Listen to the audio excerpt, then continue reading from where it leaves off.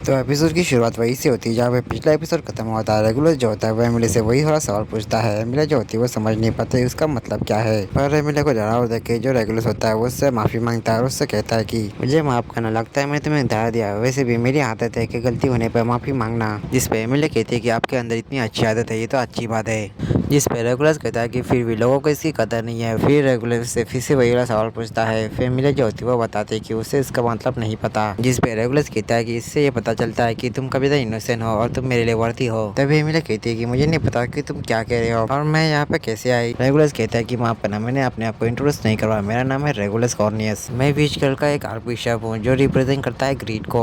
ऐसा कहने के बाद जो रेगुलर होता है वो क्लैप करता है। उसके क्लैप करते ही वहाँ पे एक लड़की आती है। रेगुलर जो होता है उस लड़की से कहता है कि नंबर 184 तुम नंबर 79 के क्लोज को बदल देना। फिर जो रेगुलर होता है वो एमिली से कहता है कि अभी तुम कपड़े पहन लो, मैं तुमसे बाद में मिलूंगा। ऐसा कहने के बाद वहाँ से चला जाता है। उसके बाद जो एमिलिया होती है उस लड़की से पूछती है क्या कि वो है कौन, जिस पर वो लड़की कहती है कि वो असल में रेगुलर की वाइफ है और जल्द ही अब भी उसकी वाइफ बनने वाली है। एमिलिया कहती है कि मुझे जैसा कुछ भी याद नहीं है। वो लड़की कहती है कि रेगुलर सामान है, आपको अपनी वाइफ मान लिया है और आपको भी ये मानना ही होगा, आपके पास कोई चारा नहीं है। तभी हमारा शिन जो होता है वो शिफ्ट होकर सुबारू पे आता है, जहाँ पे जो सुबारू होता है वो ग्लूटोनी के ऊपर अटैक देता है, जिसे ग्लूटोनी रोक देती है। तभी जो जूलियस होता है वो ग्लूटोनी के ऊपर अटैक देता है और फिर वो सुबह से कहता है कि तुम्हें याद है ना सुबारू, हम यहाँ पे क्यों आए हैं। सुबारू जो होता है उसे एल की बात याद आती है। उसने कहा था कि ग्लूटोनी को अपना असली नाम कभी मत बताना। उसकी वजह सुबारू होता है वो रैम को याद करते हुए उसे कहता है कि माँ बना रैम, तुम्हें थोड़ा इंतजार करना पड़ेगा। ऐसा कहने के बाद वो क्रश को लेता है, वहाँ से भाग जाता है और उसी जगह पे आ जाता है जहाँ पे पूरे शहर में ब्रॉडकास्ट किया जाता है। पर वहाँ पर एक ड्रैगन भी होता है जिसके पीछे एक लड़की होती है। क्रश जो होती है उस ड्रैगन के ऊपर अटैक करने लगती है और उसका ध्यान भटकाती है। जिस मौके का फायदा उठा के जो सुबारू होता है उस बच्चे को बचा लेता है। पर तभी हमें देखने को मिलता है कि जो क्रश होती है उसने उस ड्रैगन को हरा दिया होता है। जो चीज देख के सुबारू का भी हैरान होता है कि ये ड्रैगन इतने आसानी से हार गया। क्रश जो होती है उस सुबारू से कहती है कि तुम जाके बाकी को बचाओ, मैं इस लड़की का ध्यान रखती हूँ। जिस पे सुबारू मान जाता है। तभी जो लड़की होती है उस सुबारू को बताते है कि बाकी के जो लोग है उस कमरे के अंदर है। सुबारू जो होता है वहीं पे जाता है और जैसे उस कमरे का दरवाजा ओपन करता है तो वो देख के काफी हैरान होता है क्योंकि वहाँ पे जितने भी लोग होते हैं वो सारे मॉन्स्टर बन चुके होते हैं। और जैसे ही सुबारू पीछे मुझे देखता है कि जो लड़की होती है उसने क्रश को बेहोश कर दिया होता है और वो हंसते हुए उससे कहती है कि क्या तुम्हें सच में लगता है कि मैं एक छोटी बच्ची हूँ? नहीं बेवकूफ, मैं एक असल में आर्क बिशप लस्ट हूँ और तुम मेरे जाल में फंस गए। सुबारू जो होता है वो लस्ट से कहता है कि अपने पैर क्रश के ऊपर से हटा दो। लस्ट कहती है कि लगता है तुम्हें मेरा पैर कभी पसंद आ गया और ऐसा होगा क्यों नहीं, क्योंकि मैं कभी तक खूबसूरत हूँ और वैसे देखा जाए तो ये लड़की भी इतनी कम नहीं है। ऐसा कहने के बाद लस्ट जो होती है वो क्रश के संतरों को मसलने लगती है जो सुबारू को बिल्कुल पसंद नहीं आता। इसलिए सुबारू जो होता है वो लस्ट के ऊपर अटक देता है और उसका चेहरा बिगाड़ देता है। पर जो लस्ट होती है अपने को रीजनरेट करने के बाद सुबारू से कहती है कि क्या तुम पागल हो क्या, तुम्हें पता नहीं क्या मैं रीजनरेट कर सकती हूँ, पर अब तुमने मुझे कभी तक गुस्सा दिला दिया है। ऐसा कहने के बाद वो सुबारू के पास आती है और उसे कभी पीटने लगती है जिससे सुबारू की हालत कभी तक खराब हो जाती है। उसकी वजह लस्ट होती है वो हमें बताती है कि वो असल में किसी भी चीज में ट्रांसफर हो सकती है, यहाँ तक वो किसी का चेहरा ले सकती है, यहाँ तक उसका जो चेहरा है वो भी असली नहीं है। ऐसा करने के बाद जो लस्ट होती है वो अपने चेहरे को क्रश जैसा बनाती है और वैसे भी मैंने बाकियों को भी इतना अच्छा चेहरा देती है। सुबारू कहता है कि इसका मतलब जो कमरे के अंदर जो लोग थे। लस्ट कहती है कि हाँ तुमने बिल्कुल सही पहचाना। जिस पे सुबारू कहता है कि वो कितना घिनौना था। जिस पर लस्ट कहती है कि हाँ तुमने सही कहा, वो कभी घिनौना था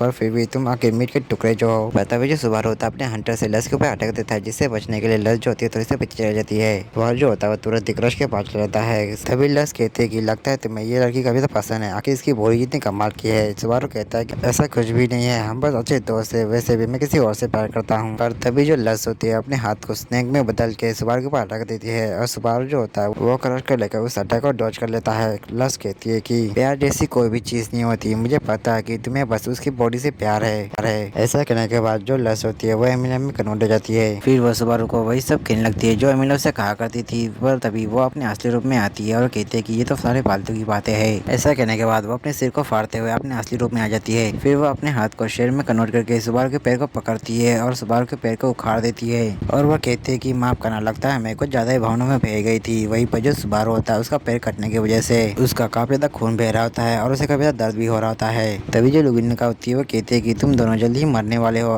पर क्यों ना मैं तुम लोगों को अजीब से जानवर में बदल दूं। ऐसा कहने के बाद जो लुगिनिका होती है वो अपने ब्लड को क्रश के ऊपर डाल देती है जिससे क्रश को काफी ज्यादा दर्द होने लगता है। लुगिनिका जो होती है वो बताते हैं कि ये असल में उसका ड्रैगन ब्लड है और अगर ये किसी के अंदर चल जाता है तो वो अजीब से क्रीचर बन जाता है। और उसके बाद जो लुगिनिका होती है वो सुबारू के पैर के ऊपर वही ड्रैगन ब्लड डाल देती है और उससे कहती है कि मैं देखना पसंद करूंगी कि तुम दोनों किस क्रिएचर में बदलते हो। पर तभी हमें देखने को मिलता मिलता है कि जो लुविना का ड्रैगन होता है वो भी उड़ चुका होता है। और यही पर हमारा सीन शिफ्ट होकर हमें ऑलमैन, रिकार्डो और गारफील्ड वाली फाइट को दिखाया जाता है, जहाँ पे जो ऑलमैन होते हैं वो स्वॉर्ड वाली विच कल्चर के साथ फाइट कर रहे होते हैं। वही पर रिकार्डो और गारफील्ड जो होते हैं वो 4 हाथों वाले से फाइट कर रहे होते हैं। वही पर जो ऑलमैन विल होते हैं उसे उस स्वॉर्डमैन से फाइट करते हुए उसे वो सारे मॉब्स जो होते हैं वो कुछ जाने पहचाने लग रहे होते हैं। पर तभी हमें एक धमाके को दिखाया जाता है जहाँ पे सुबारू और क्रश थे। और यही पर सीन शिफ्ट होकर हमें किरीटका और नटेशा को दिखाया जाता है, जहाँ पे किरीटका कह रहा होता है कि हम लोग कौनसो के पास नहीं जा सकते क्योंकि वो हमें कोई भी जवाब नहीं दे रहे। तभी वहाँ पे धमाका होता है और हमें देखने को मिलता है कि वहाँ पे सीरियस आ चुकी होती है। सीरियस को देख नटेशा कहती है कि ये तो आर्क बिशप है। सीरियस कहती है कि हाँ तुमने सही कहा, मैं विच कल की आर्क बिशप हूँ। पर जो सीरियस होती है वो कुछ करती है उससे पहले ही वहाँ पे